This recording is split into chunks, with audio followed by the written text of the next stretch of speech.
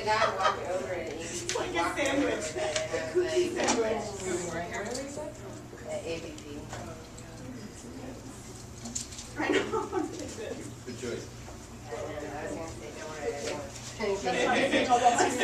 I saw this. I'm fine, thank you. I'm gonna get one at the end. I just wolfed down 12 pieces of sushi. That was sushi. Nice. Brown bag.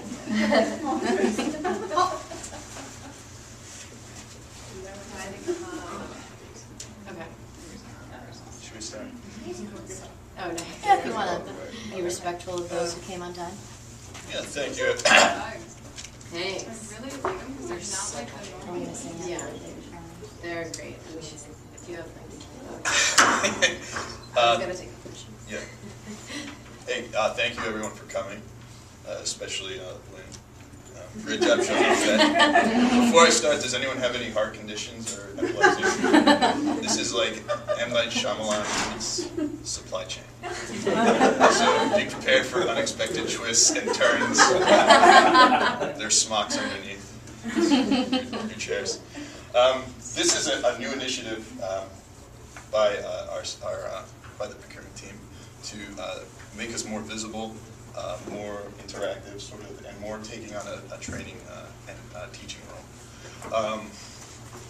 Largely because of the customer survey from last year, and also because supply chain is an essential part of what BSI does. Increasing health impact means getting the products to where it has to go. And I think Sarah can tell you she's seen some pretty dire situations of, are they really getting there? So we really wanted to do like a three-pronged approach. We wanted to, take on a more teaching and training role. We wanted to be sort of increase our visibility, and we wanted to enhance our availability to be able to help with anything. Next slide. So we have assembled a team here who are experts, well, not experts, they know it all right.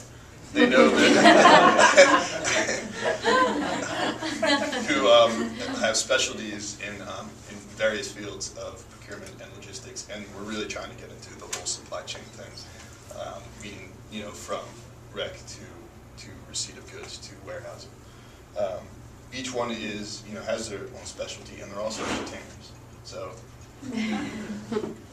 win-win. Later on in the program, we've tried different things. We've had regional trainings. We've had short STTAs, and I think that they've been really helpful. And I think that, both ways there's a gap in communication from the field and from here. And you don't want to come off and just tell people what they should do. It's better to understand what is really going on in the field so we can use good procurement guidelines.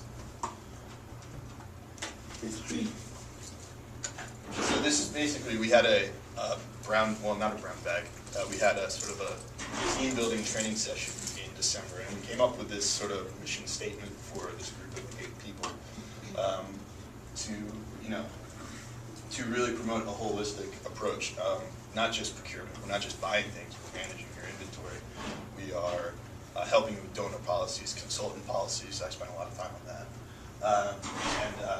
There's all these new tools and networks and things that GBC has started to use that we're trying to sort of harness for supply chain management.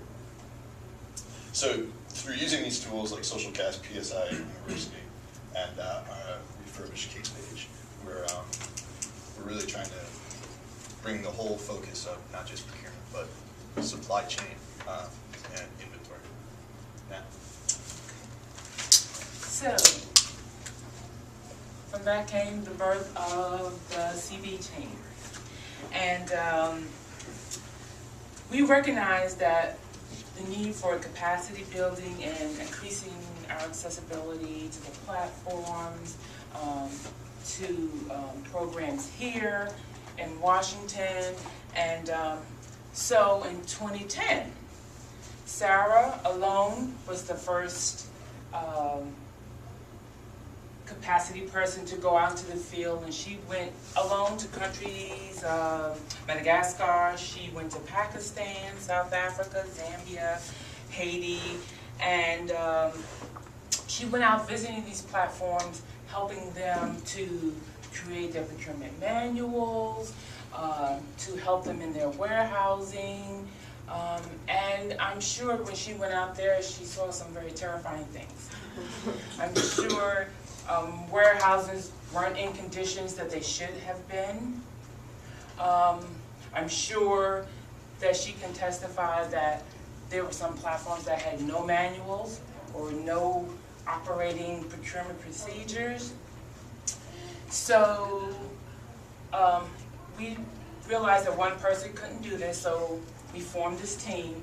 And our first retreat was our Results Initiative retreat in South Africa. And so Sarah will come to talk to you about her time training out there at the Results Initiative retreat in South Africa. Sarah.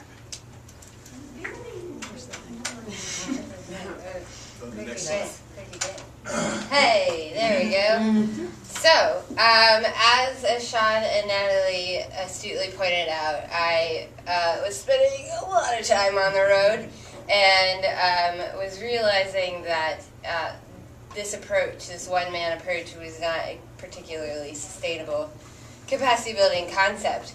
So, I had gotten kind of to my tea for time out, I don't want to do this anymore moment. And at the exact same time, the Results Incubator, does everyone know who the Results Incubator is? Does anyone know what that team is?